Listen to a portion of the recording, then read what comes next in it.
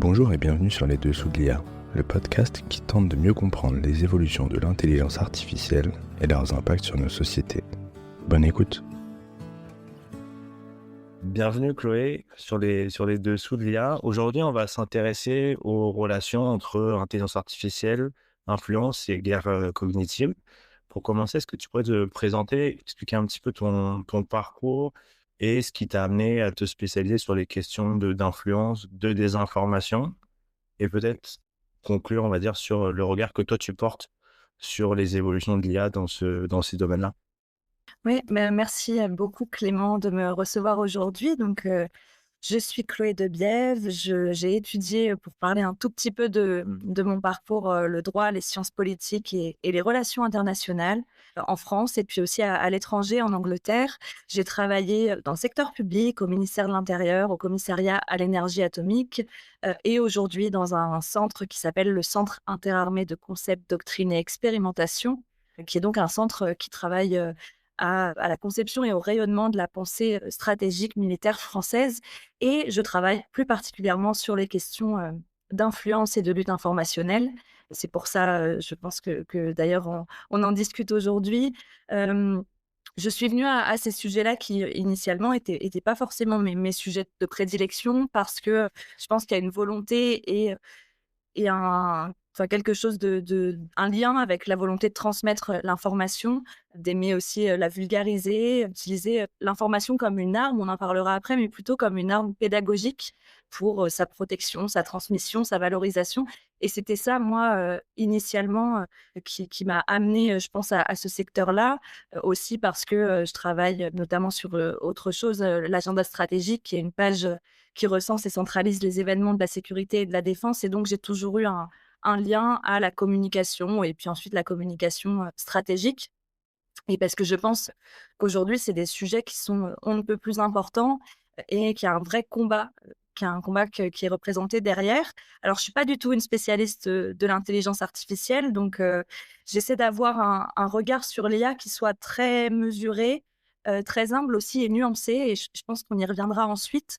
Et d'en apprendre là-dessus, de voir comment bien le jauger avec ses risques, mais aussi ses opportunités, en essayant de ne pas être dans le trop et de ne pas être dans le pas assez non plus. Et puis de la place aujourd'hui de l'intelligence artificielle sur mes sujets.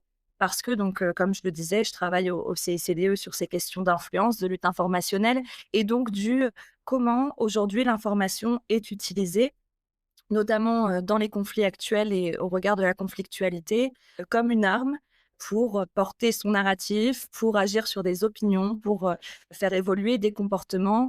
Et donc, je regarde forcément et j'observe quel rôle joue l'IA dans tout ça. Voilà un petit peu pour le panorama général de ce que je fais et de la place que peut avoir l'IA dans tout ça. Et ça, on y reviendra ensuite.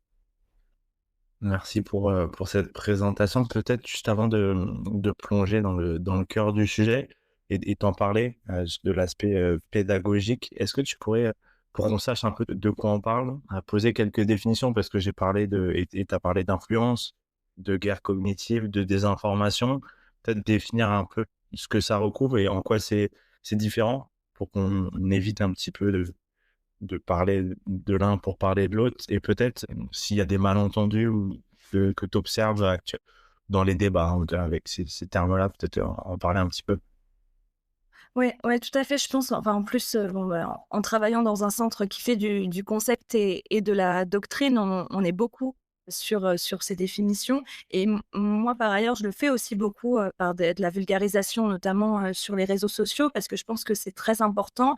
Je pense que c'est un sujet dont on parle énormément en ce moment, dont on parle pas toujours bien et surtout dont on ne parle pas toujours avec les mêmes mots. Ce qui nous amène à peut-être mal l'appréhender et aussi mal y répondre.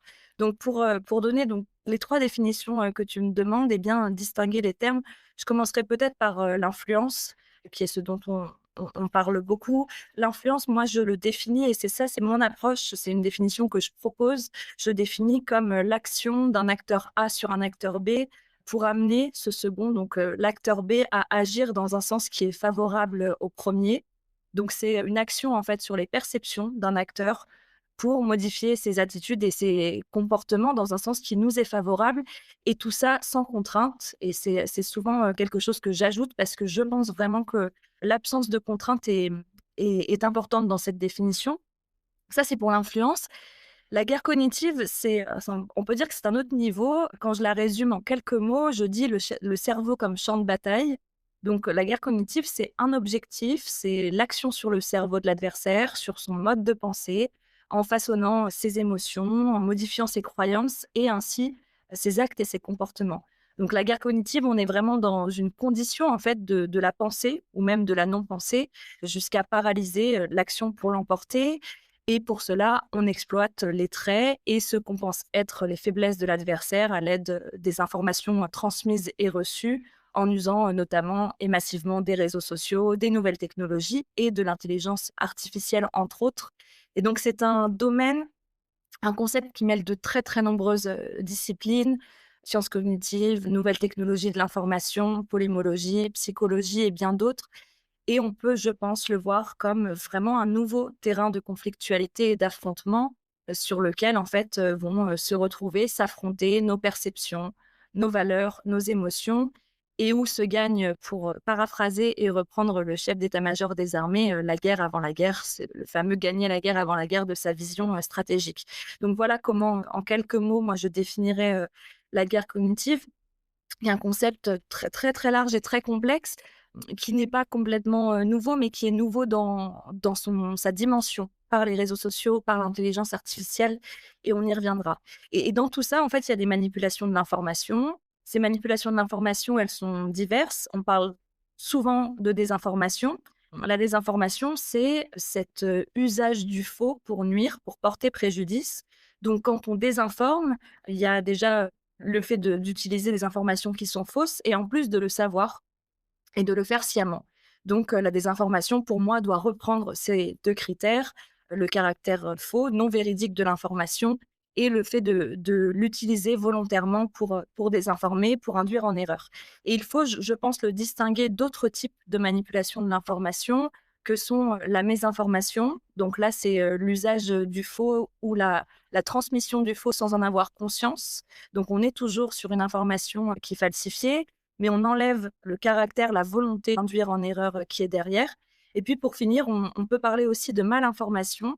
Et là, c'est plutôt l'usage du vrai ou d'une information qui est a priori véridique ou qui du moins n'est pas fausse, mais qu'on va utiliser pour nuire ou pour porter préjudice. Et donc, on sort de son objectif initial.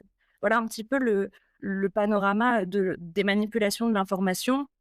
Sachant qu'à la base, il faut aussi définir, l'information et l'information, je pense qu'ici, il faut la définir comme une information qui est fiable, qui est vérifiée et qui est d'intérêt pour le public, ce qui va la différencier, en fait, de tout ce dont, je viens de te parler juste avant. Voilà un petit peu pour ces concepts, pour cette grille de lecture, des concepts dont on va parler ensuite.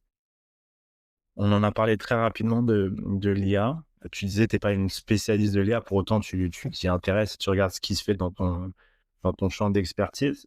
Par rapport à ça, justement, qu'est-ce que toi, tu observes comme grande catégorie d'usage actuellement de l'IA, quelles que soient les technologies, hein, d'ailleurs, que ce soit des algorithmes de recommandation et génératives, et peut-être donner quelques exemples dans le champ informationnel globalement qui te semblent particulièrement pertinents, que ce soit dans le domaine militaire, dans le domaine civil. Alors je vais le dire avec mes mots et pardon, pour ça, ce sera peut-être pas toujours les bons, mais je pense qu'il y a différentes familles, en tout cas dans l'usage qui est fait de l'intelligence artificielle à des fins de manipulation ou dans cette, guerre de l'information.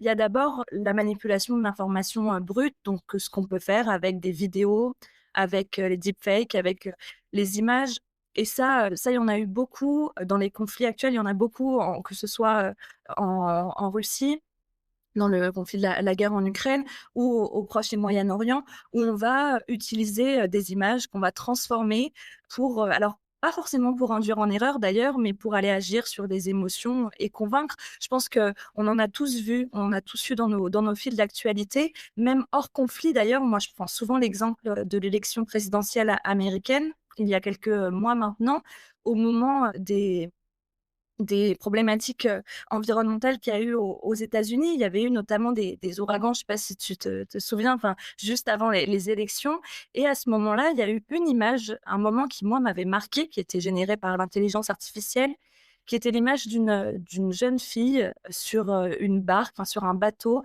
qui justement qui fuyait, les intempéries et le fait que sa maison avait été, vraisemblablement, submergée par les eaux. Cette petite fille était avec un chiot sur son bateau, enfin, en tout cas, son radeau et c'était un homme politique, un républicain qui avait, transmis, cette image par IA sur ses réseaux sociaux et des gens avaient été interrogés. Ensuite, on leur avait dit: «Mais, cette image avait été republiée des centaines de fois». Et en fait, il y avait tout pour qu'elle marche parce qu'on avait, la petite fille, on avait, le chiot, dans un moment assez grave avec, des catastrophes, naturelles, extrêmement, violentes et qui avaient touché, durement des familles et les gens avaient été interrogés. On leur avait dit: «Mais vous savez bien que cette image, est fausse, pourquoi vous la republiez?» Et quelqu'un avait dit, je me demande si c'était pas même cet homme politique qui l'avait republié, à qui on avait posé la question.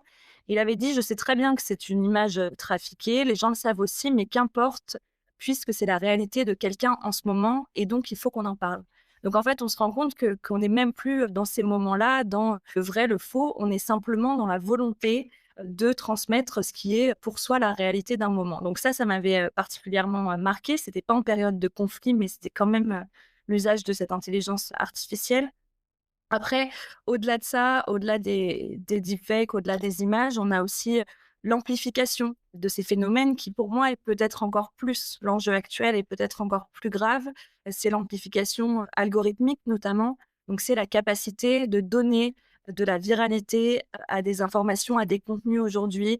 Ça, on l'a vu notamment pendant des élections présidentielles où des candidats ont été poussés par les algorithmes, de TikTok ou d'autres, plateformes et donc là, c'est vraiment l'usage de l'IA comme un amplificateur. Donc on utilise toujours le même vecteur, on utilise toujours le réseau social, mais on vient pousser, ces informations, pousser cette manipulation de l'information et pousser cette désinformation, par l'IA et puis enfin, peut-être pour finir, un dernier point, sur ce que j'ai observé, assez récemment et j'ai lu, beaucoup à ce sujet, c'est, les plateformes conversationnelles, donc les, ChatGPT, ou autres, qui visiblement, malgré elles, mais quand même, c'est qu'elles ont été, conçues comme ça, qu'elles ne filtrent pas ça, transmettent de la désinformation. Là, en l'occurrence, de la désinformation russe, et donc s'en font le relais et ça questionne beaucoup parce que, au-delà du conflit, ça veut dire qu'aujourd'hui, les gens qui vont utiliser ces IA, ces plateformes, ces algorithmes comme des sources d'information, risqueraient d'être confrontés à de la désinformation et donc voilà, je pense qu'il y a ces 3 points-là, donc l'information manipulée brute par l'image, par la vidéo, l'amplification des phénomènes et puis ce que vont faire, les plateformes conversationnelles, ce que feront, les ChatGPT, l'information qu'ils transmettront, demain, si jamais eux ne sont pas en mesure, d'assurer le filtrage de ce qui y passe.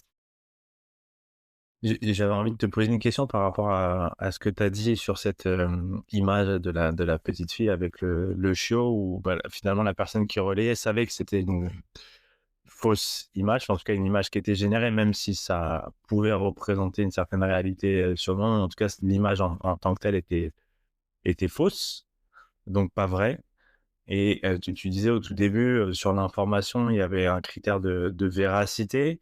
Et j'ai le sentiment qu'aujourd'hui, et c'est pas si nouveau que ça, on a vu déjà en 2016 avec l'élection de Trump, même avec cette élection de 2000, enfin cette élection récente, où finalement il y a des vérités alternatives, où en fait tu as ton narratif, et en fait finalement ce qui est important, c'est pas tant la réalité objective sur laquelle on peut se mettre d'accord que de trouver des arguments qui vont dans le sens de la réalité que toi tu vis au quotidien ou que tu as envie de pousser. Et la question que ça me pose, c'est mais comment finalement, si en fait ce critère de véracité, en fait, le terrain il s'est déplacé, il est plus entre le vrai et le faux que ce que moi je considère comme vrai versus ce que toi tu considères comme vrai. Mais il y a plus même s'il n'y a jamais eu une vérité objective, mais en tout cas, c'est difficile de dire, même si on te dit que c'est faux, en fait, de toute façon, tu vas le repartager, tu y crois d'une certaine façon, et ça a quand même un impact. Et comment ça, ce changement qui est quand même, je pense, assez important, comment ça il est appréhendé et comment ça peut impacter les stratégies que tu mets en place en termes d'influence, de réinformation ou de désinformation. Et enfin, en tout cas, j'imagine que, enfin, moi, je suis un acteur qui a envie de faire de la désinformation où je me dis, mais en fait, c'est génial parce que, en fait, peu importe maintenant que ça soit vrai ou pas, parce que de toute façon, il y a quand même un impact, il y a un levier émotionnel sur lequel on peut jouer. Et le terrain de jeu, il est en train de se déplacer, en fait. Ouais. Ouais, je te rejoins complètement et je pense que ça rejoint bien, tous les débats actuels et tout ce qu'on voit justement, autour des mouvements, bah, pour la science par exemple, pour, la véracité de l'information, pour la recherche scientifique, et cetera et en effet, il y a une question, sur la vérité, sur la place en fait que l'on donne à la vérité, aujourd'hui. Moi, c'est quelque chose dont je parle souvent parce qu'on se rend compte que dans la guerre de l'information, ce qui compte aujourd'hui, c'est plus ce qui est vrai, c'est ce qui est cru et à partir de ce moment-là, s'il y a une telle diversité de croyances, d'opinions, la question c'est comment on arrive à faire corps, comment on arrive à être unis et donc, comment on fait pour, ne pas être aussi, perméable à ces manipulations de l'information parce que si on a tous le droit à notre vérité, qu'il y a plus de vérité commune, en effet, on devient complètement perméable à ça. La solution miracle, bon, je pense que je l'ai pas. En tout cas, ce qui est sûr, c'est que ce que j'ai constaté, ce qu'on a constaté, c'est qu'il y a des périodes, notamment celle des Jeux olympiques et paralympiques de Paris en 2024 dont je parle souvent, où c'est non pas qu'il y ait eu une vérité commune à ce moment-là sur des sujets de société, parce que c'était pas plus le cas, à ce moment-là qu'à un autre, mais il y a eu une capacité quand même de cohésion, une capacité à se réjouir d'un moment qui objectivement, pour une très, très grande, majorité de la population, était une réussite et ce qu'on a vu, c'est que, les fausses informations, les tentatives de désinformation venus de différents, compétiteurs, ont beaucoup pris juste avant les JO parce qu'il y avait une très, très grande période de doute, qu'il y avait une très, très grande période de division interne et donc dans ce moment-là et ben, il y a eu les punaises de lit donc oui, on s'est dit que Paris était infesté de punaises de lit, on a fait attention à où on s'asseyait, on n'allait plus au cinéma, on avait peur d'aller dans les métros et ça a marché. Ça a marché, ça a même marché le matin avant la cérémonie d'ouverture, parce que voilà, au moment où il y a eu ces histoires aussi sur les voies, ferrées. Bon, on a eu peur. Je regardais les messages juste avant la cérémonie d'ouverture, il y avait des messages, mais de panique, des gens qui pensaient à des attentats, qui disaient que ça allait être une catastrophe, que c'était un danger énorme pour le pays et puis il y a eu la cérémonie d'ouverture, il y a eu cette cohésion, il y a eu cette unité autour de l'événement et après on n'a plus entendu ce bruit, on n'a plus entendu cette désinformation pas parce qu'elle n'existait plus, parce que Viginum, dont je vous recommande la lecture, des rapports, a sorti tout un tas de rapports qui ont montré, notamment sur cette période Jeux olympiques, qu'il y avait eu des tentatives d'ingérence numérique et des manipulations de l'information, pendant l'événement. Mais parce qu'on a réussi à faire, à faire cohésion. Ça ne veut pas dire qu'il faut oublier la vérité. Moi, je pense sincèrement qu'il faut quand même se baser, sur ce qui est vrai et qu'il y a une vérité, sur bien des choses. Mais ça veut dire, par contre, que quand on arrive à faire corps, à faire nation, hein, ce concept dont on parle souvent, eh ben, on est beaucoup, beaucoup, beaucoup moins perméable. Donc au-delà de la vérité, du vrai, du faux, de ce que chacun croit, la réponse, elle est peut-être aussi dans ce qui nous lie et donc ce qui nous permet à un moment de faire prévaloir sur nos opinions, sur nos croyances, sur tout ça, une espèce de vérité ou de réalité commune qui, quand elle fonctionne, empêche, ces manipulations de l'information d'avoir du poids. Parce que, ça on y reviendra peut-être, mais nos compétiteurs notamment s'appuient beaucoup sur les failles internes de nos sociétés pour faire passer leur message, leur narratif et ils ont très peu besoin d'en créer. En fait, ils le font très peu, c'est beaucoup plus compliqué et puis c'est beaucoup moins efficace. Ils s'appuient au contraire, sur des failles qui existent déjà et qui sont présentes. Donc voilà peut-être, une piste, qui répond pas à la question de ce vrai et ce faux, mais qui répond à quand même comment on fait en sorte que ça prenne moins chez nous. Il y a un sujet que j'aimerais bien qu'on creuse plus spécifiquement, celui des technologies d'IA générative et notamment des deepfakes. Tu en as parlé dans l'utilisation dans les conflits, par exemple, et comment ça transforme les stratégies d'influence que toi tu peux observer, qu'on peut mettre en place en France ou dans des pays alliés. Peut-être, qu'est-ce que ça permet de faire qui n'était pas possible avant? Euh, Qu'est-ce que ça change en fait la capacité d'accéder à ces technologies pas chères, qui sont de plus en plus efficaces, de plus en plus réalistes, que ça soit sur l'image, sur le son, sur la voix, sur tout plein de choses et on se rend compte. J'ai un souvenir là, le deepfake qu'il y avait en Slovaquie, je crois, juste avant la fin de la période électorale. Et en fait, on s'en est rendu compte trop tard, mais finalement, ça avait quand même eu un impact. Et là, on parle d'influence politique, mais il y a aussi sur le champ de bataille. Enfin, voilà. Qu'est-ce que ça change, c'est l'accès à ces technos-là euh, et dont la qualité ne fait que s'améliorer, en fait. Ouais, c'est un très, très bon exemple, ce dont tu parles, parce qu'en effet, là, pour le coup, ça avait eu, des répercussions, dramatiques, notamment parce qu'en fait, ça avait été bien marié avec le moment. C'était sorti dans un moment où le politique ne pouvait plus répliquer, c'était trop tard, il y avait la période de silence, enfin, ça joue bien avec le moment, ça avait été, bien mené, c'était un faux enregistrement. Pour le coup et on le dit souvent quand on traite de désinformation, mais il est beaucoup, beaucoup plus long de démentir, de débunker, c'est ce qu'on appelle le debunk, une une fausse information que de la créer. Donc en fait, on court toujours après quelque chose et le pouvoir, il est à celui qui a l'initiative et là, on l'a bien vu et j'y reviens, tu parlais de coûter moins cher.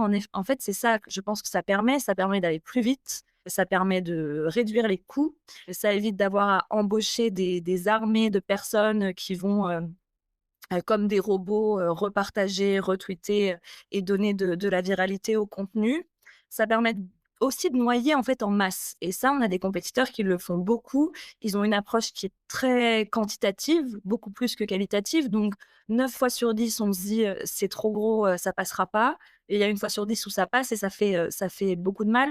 Donc quand on a une approche de masse, il faut des solutions pour aller plus vite, il faut des solutions pour, gagner, ce temps qui est assez précieux, pour coûter moins cher et pour mobiliser moins de ressources humaines, moins d'humains et donc ça c'est sûr que ça permet de le faire. Ça permet de réduire encore la frontière, dont on parlait plus tôt entre le vrai et le faux.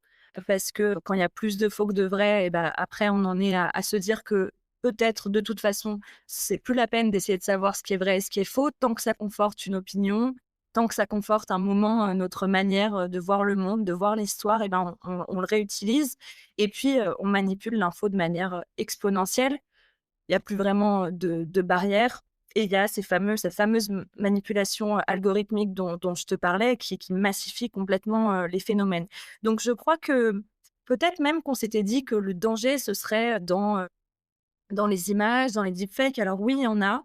Oui, ça a un impact et tu as donné un très, très bon exemple, mais je crois que le danger, pour l'instant, il est encore ailleurs et il est encore dans cette, massification dont je te parlais plus tôt et cette capacité vraiment à aller plus vite avec moins de ressources.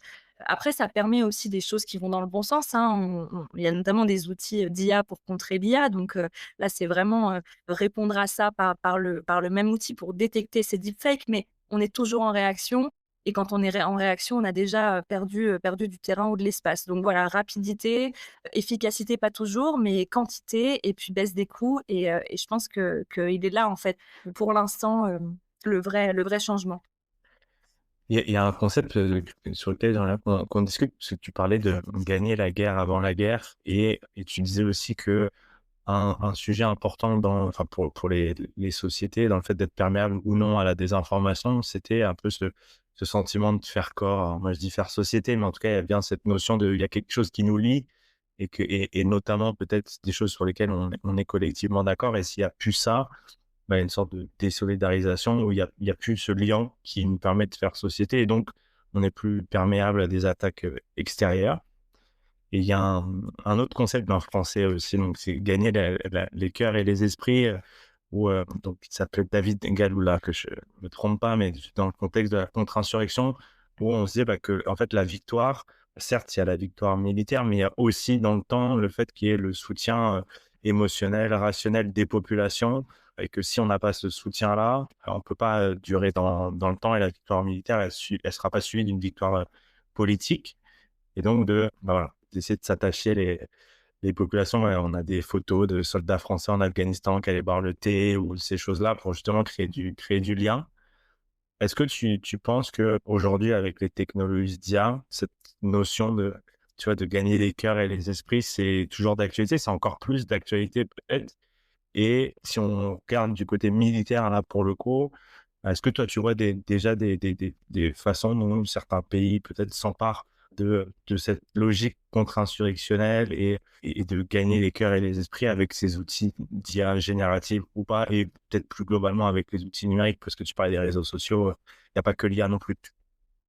Oui, je pense que et tu l'as dit, en fait, c'est peut-être même encore plus vrai que ça ne l'était, avant et on peut tout à fait prendre l'exemple de ce qui se passe en Ukraine. Nous, on parle beaucoup de force morale, donc de cette capacité à faire société dont tu as parlé, mais cette capacité aussi à avoir, des gens, qui y croient, qui suivent derrière et une société qui est globalement résiliente, globalement derrière, ses soldats quand on est en période de guerre et je pense que, l'intelligence artificielle et les réseaux sociaux, qui sont pourtant a priori particulièrement éloignés de ces émotions, de cette humanité, utilisent vraiment, permettent d'utiliser l'émotion pour garantir le soutien. C'est ce qu'on constate en Ukraine où vraiment c'est important pour les 2 camps parce qu'on base des stratégies d'influence sur un narratif qu'on a besoin de convaincre, qu'on a besoin de pour durer aussi, qu'on a besoin de convaincre sa population du bien-fondé de son action et puis qu'on a aussi besoin, de convaincre une opinion, internationale parce que et je reviens à l'Ukraine, il y a besoin de ces soutiens pour pouvoir, durer. Et qu'on arrive à avoir les gens à avoir leur confiance, à avoir leur soutien parce qu'on arrive à agir sur leurs émotions à un moment. C'est pareil, si on passerait les Gaza, les images, se jouent beaucoup sur l'émotionnel. Les images, les messages sont très, très, très émotionnels et d'ailleurs, il y avait eu cette séquence avec ces journalistes, qui avaient, été amenés à voir, des images, très dures de ce qui s'était passé, en octobre et c'est ça aussi, à un moment, c'est l'émotion, c'est se projeter là-dedans, c'est se dire, «Ça pourrait être moi, ça pourrait être ma famille, ça pourrait être ma fille, ça pourrait être mon conjoint» et donc je pense que plus que jamais, les réseaux sociaux, ils sont utilisés dans des stratégies, d'influence, de guerre de l'information pour ça, pour véhiculer une émotion, pour créer quelque chose et donc je pense que quand on base autant, ces stratégies sur son narratif, sur l'histoire que l'on a, à raconter, sur l'émotion, qu'on crée, c'est aussi quelque part, le fait de se dire en fait, dans ce monde hyper connecté et cetera, que tout est porteur de messages et ça je fais le lien avec les militaires. Quand je dis tout, c'est toute activité militaire comprise. En fait, tout est envisagé, tout doit être envisagé dans une stratégie d'influence comme ça, comme porteur d'un message. Les réseaux sociaux, l'intelligence artificielle, c'est une manière de le transmettre, c'est une manière de le faire, c'est une manière de le rendre viral, de le massifier. Mais je pense que plus que jamais, on est sur une guerre des cœurs et on est sur une guerre de l'émotion.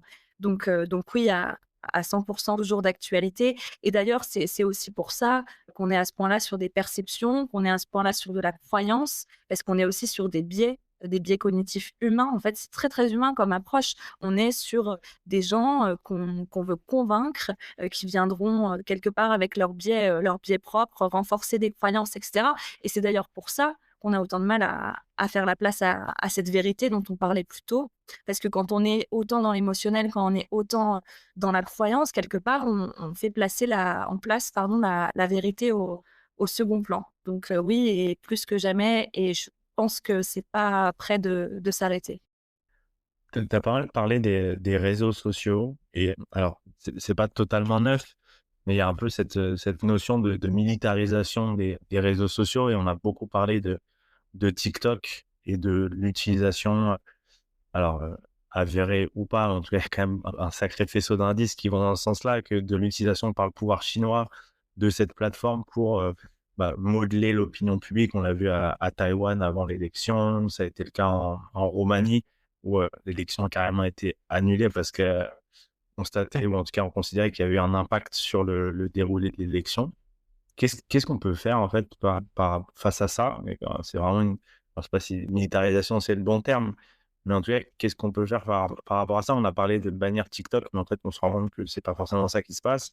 Et comment on explique que la régulation et la législation, finalement, elles soient relativement permissives par rapport à ça? Moi, j'ai en tête, j'avais vu un reportage d'un Américain, j'ai oublié son nom, Tristan Harris, je crois, qui avait partagé, qui avait participé à un reportage sur les réseaux sociaux et la face cachée des réseaux sociaux et qui disait qu'en fait, TikTok en Chine versus TikTok aux États-Unis, c'était pas du tout le même contenu et que alors je sais pas si c'était vrai, mais qu'il y avait une approche délibérée de, je caricature, hein, on file des trucs d'ingénieurs et des trucs intelligents à nos gosses en Chine versus on met des trucs un peu débiles pour les Américains parce qu'on va les rendre bêtes. Alors, je caricature complètement, mais quand même, il y a une part de réalité là-dedans. Comment ça se fait qu'en fait, on ne soit pas plus strict là-dessus quand on se rend compte qu'en fait, on s'attaque à nos cerveaux et à ce qui fait qu'on fait société.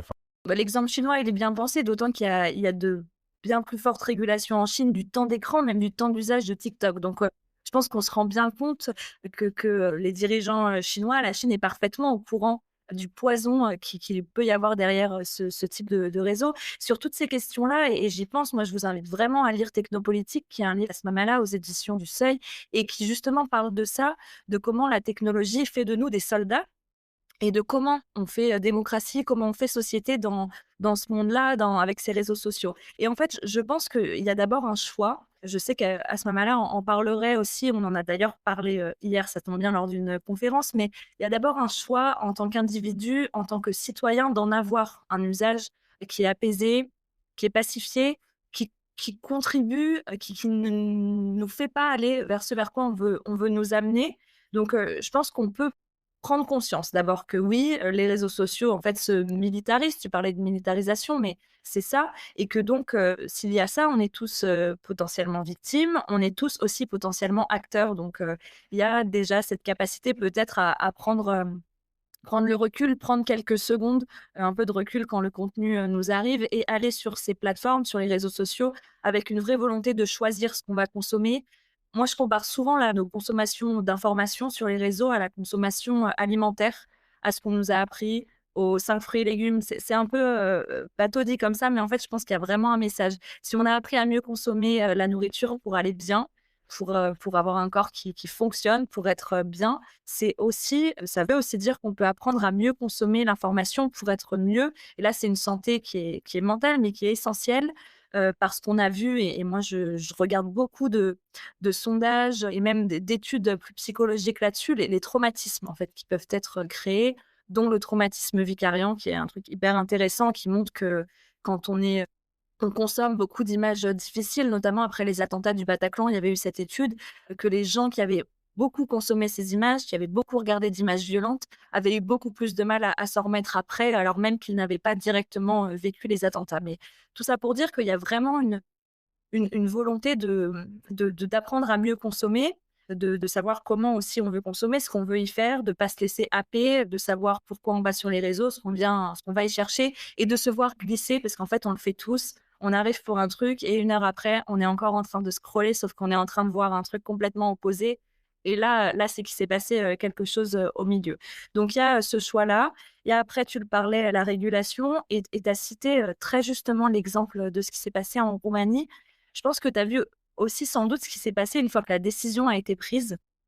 Et moi, j'ai été même surprise de voir que, alors forcément, le candidat en question, plutôt pro-russe, il a crié au scandale, il a dit que c'était complètement anormal, une insulte à la démocratie de prendre une décision comme celle-ci. Moi, ce qui m'a aussi surprise, c'est de voir que l'autre candidate qui était au second tour, qui est plutôt pro-européenne pour le coup, a eu la même réaction et a aussi dit que c'était une atteinte totale à la démocratie, totalement anormal d'annuler cette élection pour donc cette manipulation numérique sur TikTok. Et donc, je crois que la régulation, en fait, c'est là où il y a un nœud, c'est là où il y a un problème fondamental, c'est qu'elle vient s'opposer à des valeurs auxquelles on est extrêmement attaché et très particulièrement en France, donc je pense que c'est d'autant plus, compliqué, à la liberté d'expression, à la capacité à agir, jusqu'où on peut agir, en fait, dans le respect des libertés, fondamentales, dans la nécessité et la volonté, de chacun, de s'informer. Qui choisit? Qui régule? Pourquoi? Et puis très vite après, il y a forcément les théories qui naissent, voilà, en disant que c'est, le pouvoir qui choisit, des informations, qui nous sont transmises et cetera et en fait, on le voit aussi avec le fact-checking. Le fact-checking n'étant pas du tout une volonté des journalistes de censurer, ni un pouvoir, qu'ils ont de censurer. C'est seulement une manière de vérifier l'information. Mais là aussi, très vite, on peut, crier au scandale et donc je pense que la régulation, elle se confronte directement à ça. Alors parfois, on est arrivé même nous en France à des moments où on a coupé, TikTok temporairement. Je pense que tu l'avais vu aussi, c'était le moment des émeutes, en Nouvelle-Calédonie et là, à un moment, on avait dit: «Bon stop, il faut couper parce que c'est trop grave et trop dangereux». Mais je pense que quand on arrive là, il y a une décision politique qui est tellement forte, qui nous semble avec notre regard en plus de Français, tellement, importante, parfois même violente, que c'est très dur à prendre et donc la juste régulation, la juste place de cette régulation, je pense qu'elle est très difficile et très délicate à trouver. Ce que tu disais sur les 2 candidats en Roumanie qui, finalement avaient à peu près le même discours et alors moi j'ai suivi de loin, mais c'est vrai que enfin et c'est peut-être un peu provocant de dire ça, mais j'ai un peu ce questionnement dans en fait, c'est dans une démocratie, charge à chacun, enfin on considère que les gens sont suffisamment adultes pour voter, donc ils sont suffisamment adultes pour s'informer et en fait se dire: «Bah non, on considère que en fait, de la désinformation ou alors ce que l'information qui a été propagée, fausse ou pas d'ailleurs, je sais pas, mais et qui a eu un impact sur, l'élection parce qu'en fait, ça a fait changer des gens de vote, ils auraient voté différemment. Bah, c'est vrai qu'on tire le nœud quand même et on est sur une ligne de crête qui est assez compliquée parce qu'on peut se dire: «Mais attends, en fait, on est en train de nous dire ce qu'on a le droit de penser, pas penser. On interdit une élection pas parce que, il y a eu une fraude massive, on a fait voter des morts ou mais parce qu'en fait, il y a eu une opération, d'influence sur les réseaux sociaux dont on considère qu'elle a eu un impact sur l'élection et donc on annule l'élection pour cette raison-là» et c'est vrai que, bah, c'est hyper compliqué en fait de de travailler là-dessus et tu vois, si on devait réfléchir sur la régulation, moi je fais le parallèle avec le financement des partis politiques. Alors, c'est peut-être un peu différent, mais bon, en France, on a dit en fait, c'est réglementé, c'est comme ça, il n'y a pas plus de. C'est l'État qui gère et tout le monde est. Et c'est très différent de ce qui se passe aux États-Unis. Et on se dit qu'en fait, en ayant cette réglementation-là, cette régulation-là, on évite peut-être beaucoup, beaucoup de problématiques dans la politique qu'on vit, qui existe. Et donc, il y a peut-être des approches comme ça, mais qui est une approche un peu. Alors, mais tu vois, en tout cas, moi, j'ai vraiment cette question. Mais et ça revient au narratif et j'ai une question là-dessus après. Mais tu vois, si je devais être provocant, de dire en fait, on parle de narratif, donc il y a le narratif russe, il y a le narratif chinois, il y a le et nous, on a notre narratif et tu vois, on pourrait nous rétorquer, mais en fait, c'est juste une vision de la réalité contre une autre et en fait, pourquoi il y en aurait une qui vaudrait plus cher que l'autre? Ouais, la différence, elle est peut-être dans la notion d'ingérence parce qu'en fait, là, c'est vrai, tu parles, je reprends la Roumanie, mais d'une élection qui a été annulée, pas seulement pour des sujets d'influence, mais aussi pour des sujets d'ingérence. C'est-à-dire un État qui vient vraiment, dans, les affaires d'un autre État, qui vient prendre part à un choix.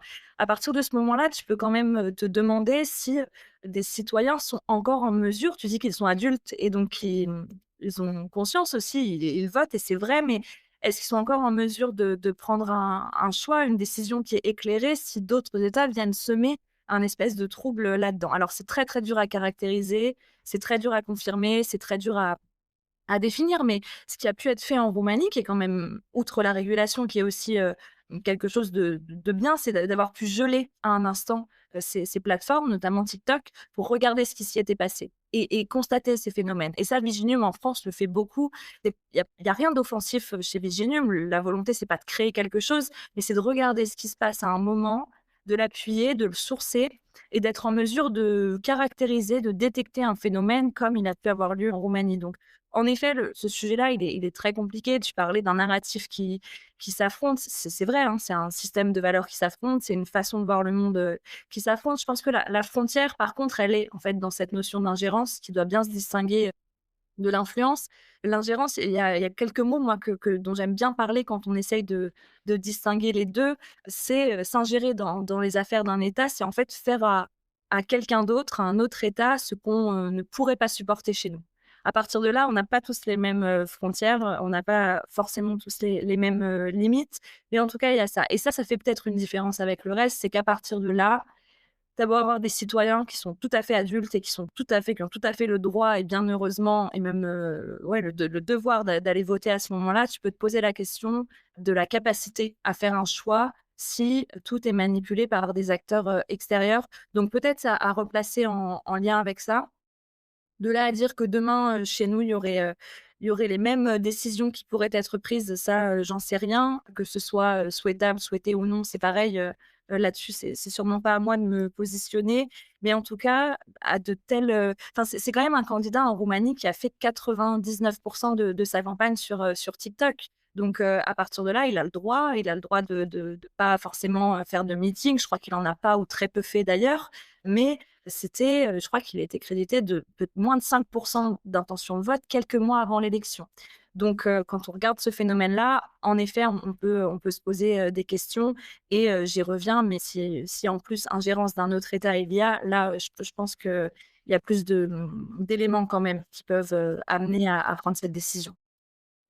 Et pour continuer là-dessus, mais ça m'amène à une autre question un peu justement sur les narratifs ou les récits. C'est que si on file l'exemple romain, tu vois, où tu disais, bah, on avait un candidat qui était, enfin, qui était, on se disait, il va faire 5%, ce qui est pas énorme quand même, versus il gagne l'élection quelques mois après. Alors, certes, il y a la puissance de TikTok, des algorithmes, des images, mais j'imagine qu'il n'y a pas que ça. Et il y a, enfin, ça questionne aussi sur le discours, le récit que racontent les démocraties. Et quand on voit la montée de tout un tas de partis populistes en Europe, aux États-Unis, on se rend bien compte que le discours démocratique, le récit qu'on a autour des valeurs universelles, tout ça, il est moins inspirant ou il fédère moins qu'avant. Et justement, comment on fait avec, il y a toujours eu ces problématiques de récit contre récit, mais aujourd'hui avec les réseaux sociaux, les outils d'IA génératifs, tu parlais de ces algorithmes qui amplifient des messages. Justement, comment on reste une démocratie avec des valeurs qui sont celles d'un État démocratique pour justement contrer ces discours, essayer de garder la capacité à inspirer confiance sans tomber dans justement, on impose un récit où on a les bonnes valeurs, les bons. Mais voilà, j'ai un peu cette question-là et je rajoute un truc comme ça, j'aurais une question hyper longue mais il y a un livre là d'un sociologue français, Jérôme Fourquet, où il parle de l'archipel français, cette archipélisation où on s'éclate en différentes communautés. Tu parlais de chacun sa vérité, où en fait on se retrouve plus sur des communs où on a sa vérité à gauche, sa vérité à droite. Et donc, bon, on a un conflit, même sans parler avec d'autres États, mais à l'intérieur de, de notre pays. Et en fait, c'est hyper simple après pour des puissances extérieures de s'infiltrer là-dedans. On n'est déjà pas d'accord entre nous. Enfin voilà, c'est assez touffu. Mais pour finir, c'est comment, avec tout ça, on fait en tant que, et on voit le retour de l'importance de la géopolitique, de la puissance sur sur la scène internationale. Comment on fait pour se projeter avec tous ces problématiques-là que un pays comme la Russie ou la Chine ont moins, en tout cas, vu de l'extérieur, ont moins ce problème-là parce qu'il y a quand même un contrôle beaucoup plus strict, moins de voix dissidentes qui sont autorisées. Donc, il y a un avantage concurrentiel, on va dire, je sais pas si c'est une dictature, mais en tout cas au régime autoritaire versus les démocraties. Et dans un contexte où on a besoin de retrouver de la puissance, de la capacité d'agir, comment on fait? Voilà. Ouais, c'est une vraie question de fond. Moi, je crois qu'en fait, c'est assez paradoxal, mais on s'appuie encore plus sur ce qui fait qu'on est une démocratie. Donc, je pense que la première tendance, et c'est très humain, c'est de se dire: «Ah oui, mais eux, le système fait qu'ils sont beaucoup moins, perméables à tout ça.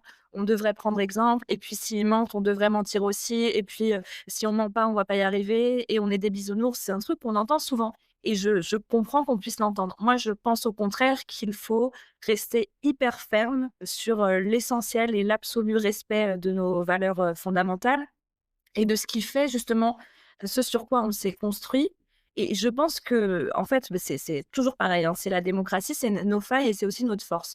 Alors oui, on a un espace qui est tel en liberté d'expression, qui est tellement accessible, sur lequel on peut tellement aller jouer qu'effectivement, pour des compétiteurs ou pour des gens qui voudraient venir déstabiliser, il y a des portes d'accès partout.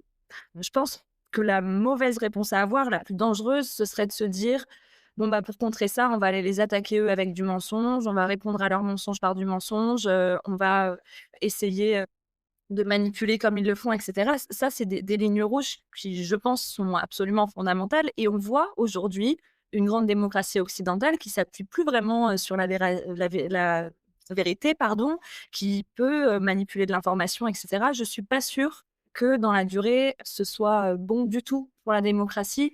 Et surtout, je ne pense pas que c'est ce sur quoi il faut qu'on appuie nos stratégies. D'ailleurs, c'est des lignes rouges complètes, on ne ment pas, on ne bâtit pas nos stratégies d'influence, sur de la désinformation et je crois qu'il faut aussi se dire que ça semble plus fragile, on se dit: «Ouais, mais là, du coup, ça nous rend plus vulnérables» et cetera.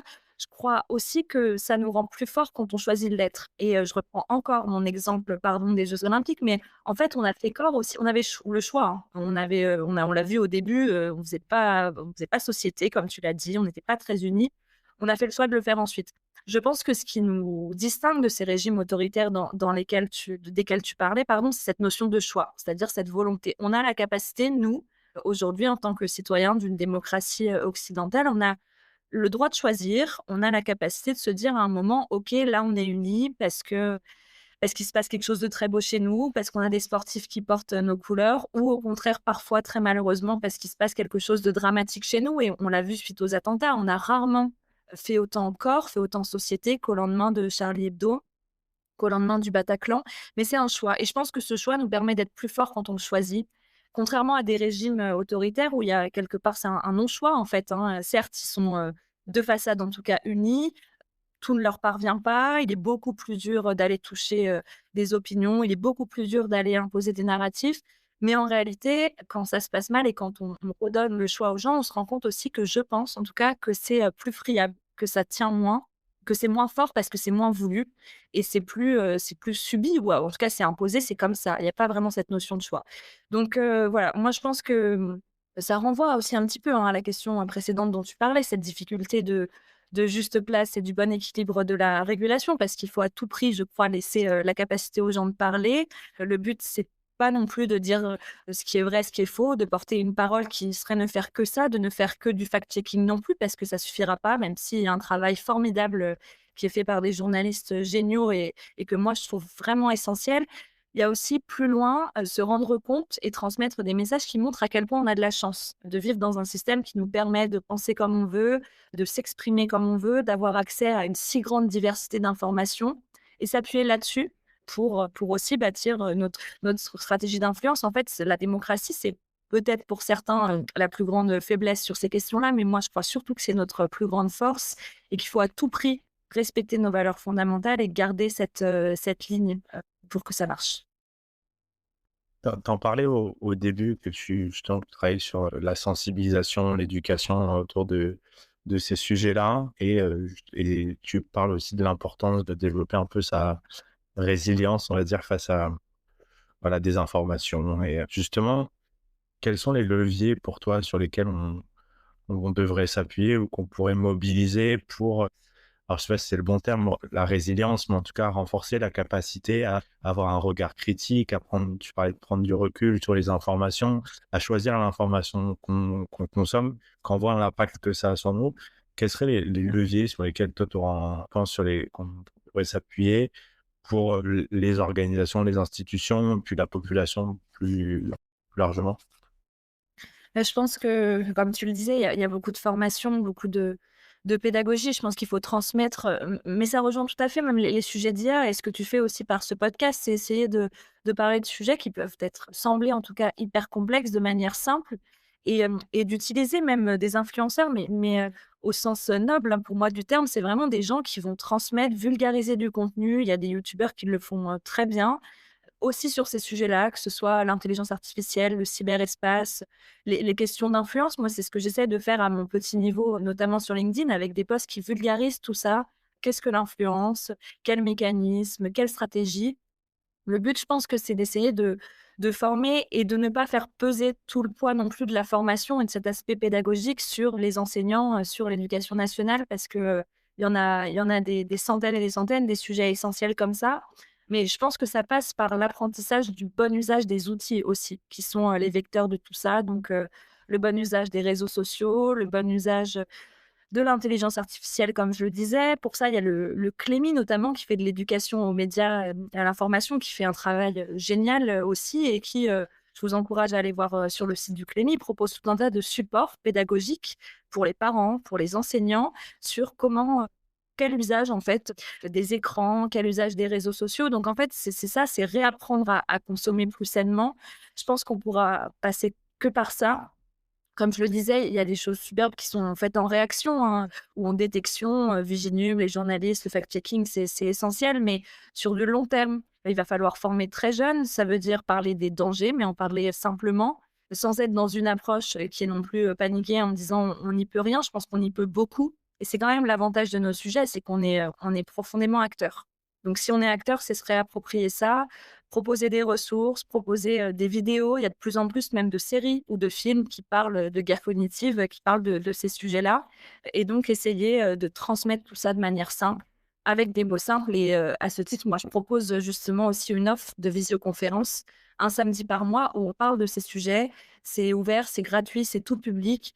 C'est vraiment une initiative qui est personnelle et que je porte seule en invitant des experts pour en parler. On en a fait un sur les biais cognitifs, on en a fait un sur la guerre cognitive. Le but, c'est d'en parler ensemble parce que je pense que c'est un sujet pluridisciplinaire qui nous concerne tous et il faut casser ces logiques un peu en silo, chacun dans son couloir. Il faut le penser vraiment ensemble. Par rapport à ça, tu t'en as parlé tout à l'heure sur l'impact des écrans, sur les... Et alors, je sais pas si c'est un poncif de dire ça, notamment sur les plus jeunes, parce que c'est vrai que moi, je vois notre génération, on a vécu sans et avec les smartphones, donc alors peut-être pas tous, mais on a encore cette capacité à prendre un peu de recul et on n'avait pas TikTok, les réseaux sociaux. Tu vois, tu disais, c'est un choix quand tu vois à quel point ils ont été designés pour capter ton attention et te rendre accro encore plus que de la drogue. Tu dis qu'il y a certains choix individuels, mais il y a aussi quand même un aspect collectif parce que tout seul face à ce genre de truc, c'est quand même difficile. Et tu vois que en fait, ça a quand même un impact assez incroyable sur notre capacité à penser, à raisonner. Et dans un contexte où on se dit que peut-être demain, c'est la guerre, qu'il faut se réarmer technologiquement, militairement. Et en même temps, on se rend compte que quand même, en Europe, en tout cas, on est devenu une société relativement pacifiste. Et en plus, il y a cet impact des réseaux sociaux et maintenant des narratifs de puissance étrangère qui nous disent, voilà, de toute façon, vous n'y arriverez pas, ça sert à rien de faire la guerre. Enfin, il y a tous ces trucs-là. Et donc, ça a un impact. Alors, je dis pas que c'est irréversible, mais c'est quand même un impact. Et tu vois, alors, je sais pas si est-ce que c'est trop tard, mais comment on fait quand même pour travailler sur ces sujets-là? Parce que et on le voit dans le domaine militaire quand même, il y a un gros sujet de recrutement. Il y a un turnover de fou dans les armées. On n'arrive pas à fidéliser les militaires. Alors, je dis pas que c'est à cause de ça, mais et on se dit, on veut se réarmer, redevenir une puissance, avoir une vraie armée en capacité de nous défendre, de faire la guerre. Mais ça passe pas que par de la techno, ça passe aussi par des hommes et des femmes qui sont prêts à se battre. Et donc, tu parlais de force morale, il y a quand même ce sujet-là. Comment on aborde enfin, comment toi tu vois ce sujet justement de travailler sur ces forces morales-là, alors même qu'il y a quand même beaucoup de choses qui font qu'on est plutôt dans le confort et dans l'envie de tranquillité et pas de juste de cette... Oui, non, non, mais pour revenir juste un instant à ce que tu as dit qui est très vrai, il y a une vraie responsabilité, je sais pas si on aura plus le temps d'en parler, mais des plateformes. Et en effet, c'est un peu facile, je suis d'accord de dire que c'est à nous de faire l'effort et cetera parce que tu as raison, il y a des plateformes et il y a même, des IA, enfin il y a des systèmes entiers qui ont créé aussi ça. C'est un peu comme une drogue, hein, qui ont créé cette espèce de dopamine qui fait qu'on y retourne tout le temps. Et il y a du coup une très grande responsabilité des plateformes et on pourrait parler de Meta longtemps et de ce qui se passe en ce moment avec Zuckerberg, etc. Mais forcément, il y a aussi à comprendre l'impact et ce que font ces plateformes et cette nécessité ou de réguler ou de trouver des solutions. En tout cas, nous en Europe, on a heureusement des législations là-dessus, mais je suis bien d'accord avec toi que ça a aussi été créé et qu'il y a une vraie question là-dessus. Au-delà de ça et sur des sujets plutôt justement de faire la guerre, de reprendre les armes, c'est vrai qu'on est une génération, en tout cas toi et moi, qui n'avons pas connu ça qui n'avons pas connu la guerre sur notre sol, qui s'éloignons en plus de plus en plus de ça. Je pense quand même que c'est vrai que depuis tout à l'heure, on parle quand même des réseaux sociaux et de l'IA comme des dangers. Il y a aussi des points forts et des choses qui sont très positives, notamment cette capacité à nous connecter à des mondes, à des milieux qui ne sont pas les nôtres, Alors moi, c'est des milieux que je connais, le milieu militaire, vu mes fonctions, mais je sais que c'est pas le cas de tout le monde. Il y a des gens sur les réseaux sociaux, il y a des militaires qui prennent la parole, il y en a qui font des vidéos, il y en a qui sont d'ailleurs très connus, qui nous permettent aussi et je pense qu'ils contribuent très largement au recrutement. Donc il y a aussi, cette capacité à transmettre un métier, spécialité, à expliquer, ce qu'est, l'armée, à expliquer, ce qu'est je pense à des reportages sur le porte-avions sur YouTube, il y en a des géniaux, d'influenceurs aussi, qui embarquent. Il y a des sportifs qui se connectent à ce monde-là. Donc en fait, je pense qu'on connecte aussi des mondes et que grâce à ça, quand même, on crée, potentiellement des vocations, un désir d'engagement, ces forces morales, dont tu parles. Donc, il faut aussi, et heureusement voir tout le positif, qu'il y a à ça, à cette capacité de toucher beaucoup de monde. Je pense qu'en fait, aujourd'hui, c'est ça, on touche, tout le monde, tout le temps. Donc autant, l'utiliser pour faire le bien et après je dirais que tu as parlé d'Europe. Je pense quand même qu'en Europe, en fonction du pays et du lieu où on est, il y a différentes façons, d'appréhender ce retour de la guerre. En France, il y a des sondages, récents qui sont sortis et qui montrent quand même qu'une partie, une majorité même, je crois, de la population, se dit prête à prendre les armes, s'il le faut pour son pays. Alors je ne sais pas, de quel âge, je ne sais pas qui répond à ça, mais bon, en tout cas, les chiffres sont quand même, assez importants et sinon, moi, je parle aussi souvent des pays nordiques, par exemple, qui eux, ont beaucoup plus cette conscience-là, mais par leur proximité géographique avec, d'autres pays notamment et par leur histoire et on donne souvent l'exemple, justement dans la lutte contre les manipulations de l'information, dans la résilience, dans les forces morales de, la Finlande, de la Suède, de pays qui sont, très différemment formés à tout ça, qui le pensent aussi différemment. Donc, je pense qu'évidemment, il y a aussi un sujet de positionnement, géographique et qu'aujourd'hui, de toute façon, vu l'accélération du monde, vu l'accélération, des conflits, on est de plus en plus conscient, sans créer une peur qui soit paralysante, mais on le voit, même les hommes politiques en parlent de plus en plus, essaient de plus en plus d'expliquer et je pense que sans paniquer, sans créer un discours, qui soit totalement pardon, contre-productif, c'est utiliser les réseaux sociaux pour ce qu'ils ont de mieux, c'est-à-dire connecter les gens, transmettre de l'information, intègre et parler de son métier, parler de pourquoi on s'engage, de pourquoi c'est important et le faire, de manière, juste intelligente, aussi. On arrive à la fin de l'échange. J'avais une dernière question.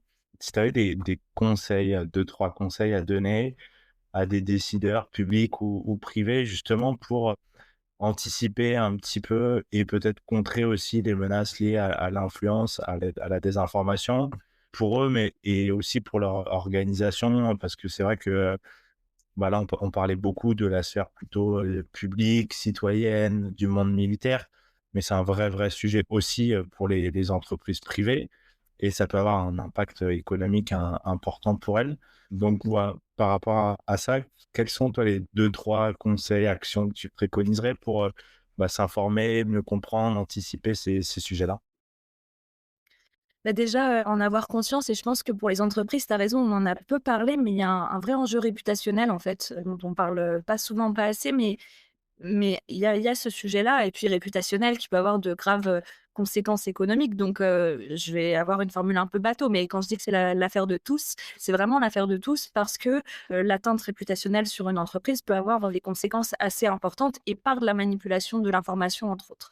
Après, s'il y avait des conseils, ce serait de s'interroger et d'accepter de remettre un petit peu en question, en cause des vieilles habitudes. Je pense que là, on rejoint le domaine du cyber, notamment et de la protection cyber des entreprises, mais s'affranchir un petit peu de ces vieilles habitudes de communication, de consommation de contenu, de partage de contenu, parce que justement, il y a ce fort, risque réputationnel, derrière.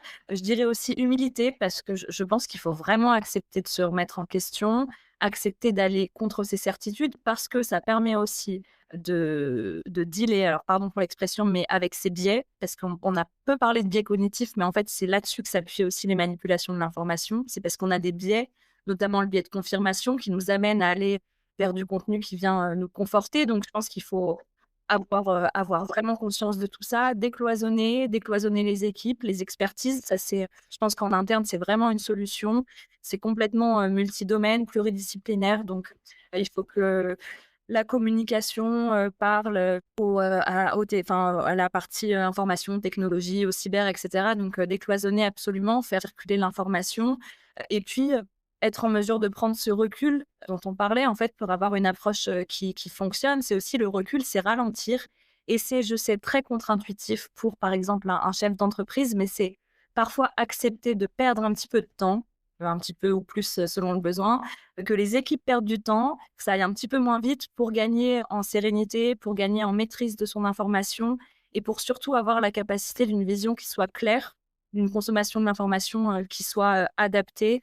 Je dis pas que ça protégera de tout, mais je pense que ça peut résoudre une petite partie du problème. Merci beaucoup, Chloé, d'avoir répondu à mes questions et à bientôt, j'espère. Merci Clément, à bientôt. L'épisode est maintenant terminé. J'espère qu'il vous a plu. N'hésitez pas à le partager autour de vous et à vous abonner au podcast pour écouter les prochains épisodes. À bientôt.